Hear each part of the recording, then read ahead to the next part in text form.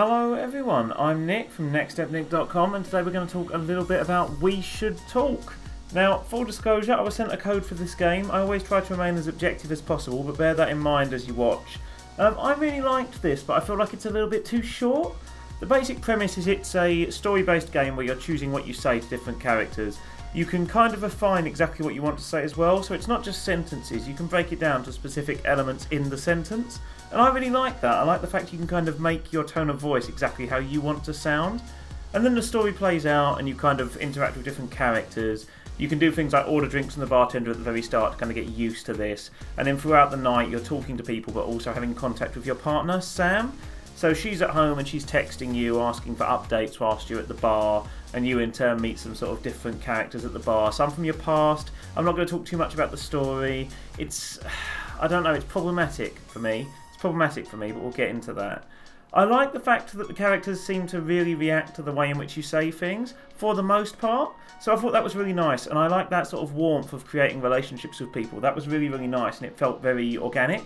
But it feels like it goes to quite a dark place very quickly, especially with Sam, because there's a lot of things that she's dealing with in regard to sort of past experiences and this anxiety as well. And that makes the game flow kind of badly, because it makes it really difficult to interact with other characters.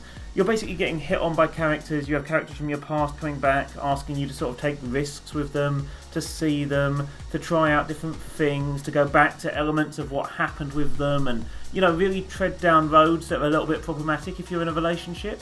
And I feel like the problem is, whereas in other games, if your character is kind of a bit of a blank slate and you're a bit tabula rasa, then it makes sense. But you've already established that we have these relationships with other characters that rely on us. So it's weird to just sort of fob them off and just be horrible to them. It's really hard to do that, and you don't want to. I mean, one of the options you can say to your partner is, "Oh, go away, I'm not interested." And that's just really, really harsh, you know. And on top of that, the characters you interact with, they're very slimy.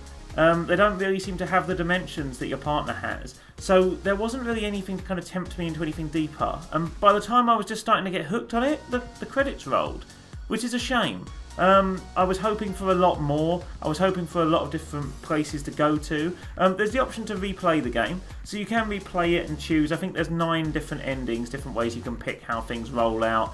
But I sort of played around with different elements, and some of the text was the same. I mean, here I ordered absinthe, and I got the same thing, which is that my drinks are boring, which, you know, if someone ordered a highball of absinthe, I'd be pretty much like, oh, that's a bit of a unique element to pick, but fair enough. It's an interesting game. I'd like to see it explored a bit further. I really like the dialogue system, but I'd really like this to lean into more, maybe more of a story, more elements in there. But like I say, it's early days yet, and I was sent this, so thank you very much for that.